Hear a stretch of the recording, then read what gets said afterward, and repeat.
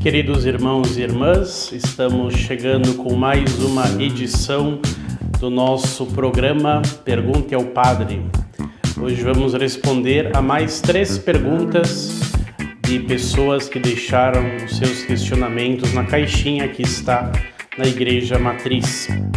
A primeira pergunta: Padre, qual é o pecado contra o Espírito Santo e blasfêmia?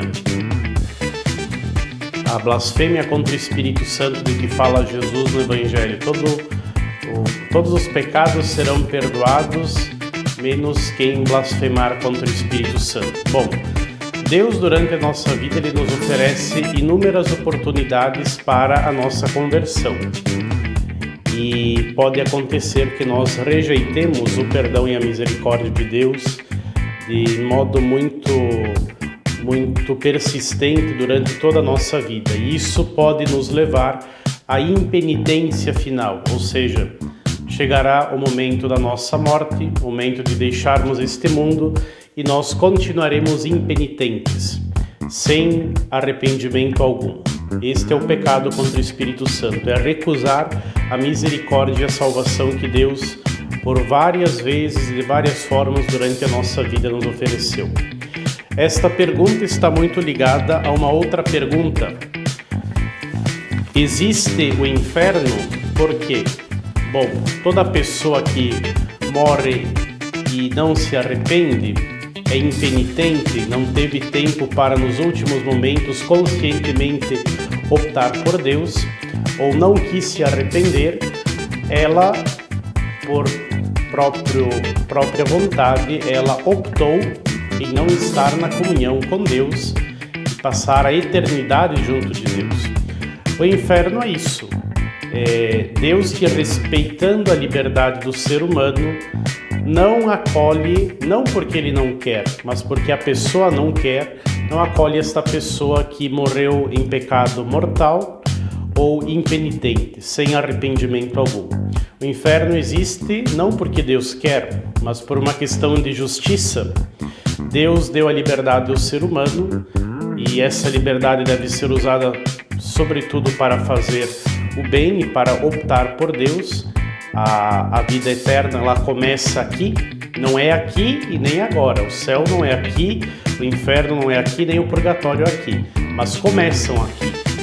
E as nossas opções vão decidir qual será o nosso fim depois da nossa morte. Portanto, o inferno existe porque Deus respeita a liberdade daqueles que optaram livremente em não passar a vida eterna ao seu lado. Assim como os santos são aqueles que durante a vida optaram em estar por toda a eternidade junto de Deus. O céu é isso. O inferno é o lugar, embora esta não seja a palavra mais adequada, porque na eternidade não existe tempo nem espaço, mas é o lugar, por assim dizer, em que estão aqueles que optaram em rejeitar a Deus ou morreram em estado de pecado mortal, sem conscientemente arrepender-se. Obviamente, Deus fará de tudo para que até nos momentos finais da nossa vida, sobretudo aqueles que estão em pecado mortal, possam arrepender-se e ao menos passar para o purgatório. O desejo de Deus é a salvação de todos, não apenas de alguns. Deus não tem alguns escolhidos para o céu e outros destinados ao inferno, não. Deus quer a salvação de todos. O inferno existe por isso, é uma questão de justiça. Ao mesmo tempo, imagine, você não pode colocar no mesmo lugar o matador, o assassino e a pessoa assassinada. Você não pode colocar alguém que cometeu muitos crimes, citando, por exemplo, Hitler, junto com todas aquelas 6 milhões de pessoas que, por causa dele, acabaram morrendo. É uma questão de justiça também. E a eternidade será o lugar, sobretudo, em que Deus fará justiça àqueles que forem injustiçados aqui neste mundo. Terceira pergunta: como é que acontecem os milagres eucarísticos? Estamos na semana de Corpus Christi, de celebrarmos a presença real de Jesus na Eucaristia, no pão consagrado, no vinho consagrado. A Eucaristia é isso. É a matéria que continua a mesma, mas que a essência muda. Ou seja, depois da consagração, o pão deixa de ser pão e se torna corpo, o vinho deixa de ser vinho e se torna sangue. A Eucaristia é isso. Muda a essência sem mudar a aparência. O pão continua com gosto de pão, o vinho com gosto de vinho e aparência de vinho.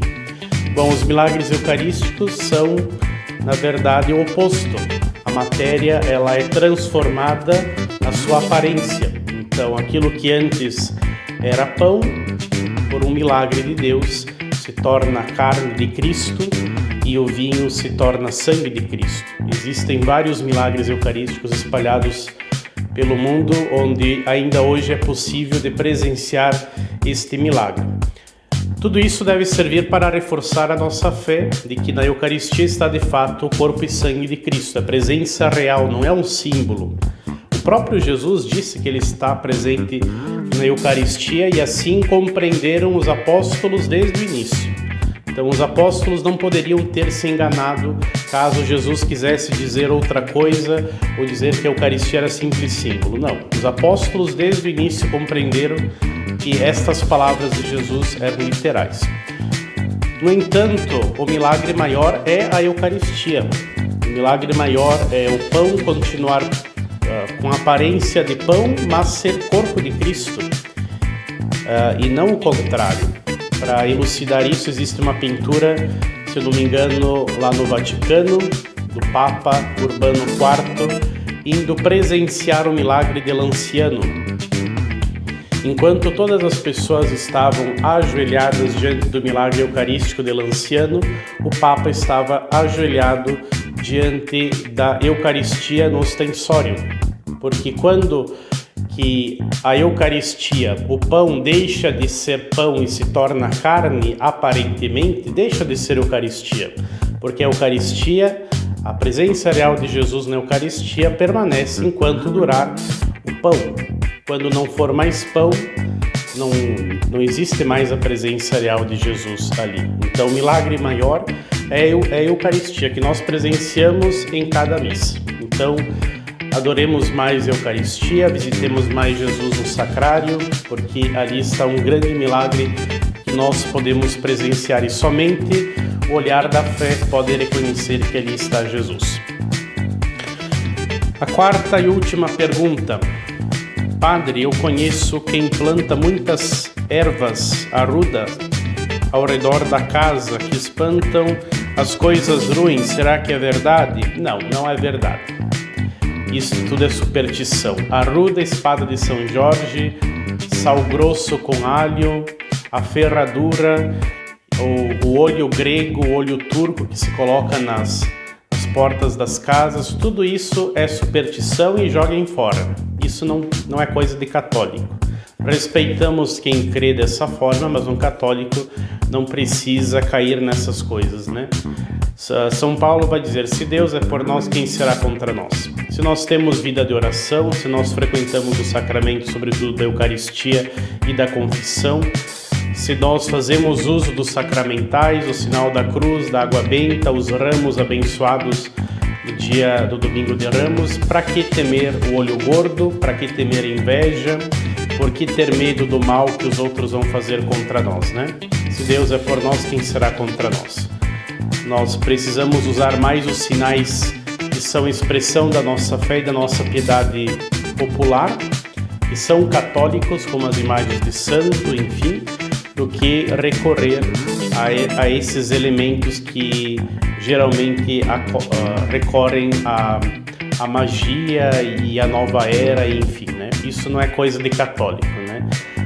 Nós temos que compreender sempre que tudo isso são criaturas de Deus, não são o Criador, e a criatura não tem nenhuma força mágica para proteger nada, nem mesmo podemos usar o crucifixo, as medalhas, a água benta ou os ramos bento como superstição. Nós também podemos cair nisso, na superstição. É preciso ter clareza que os sacramentais nos preparam para receber dignamente os sacramentos, nos preparam para acolher melhor a graça de Deus.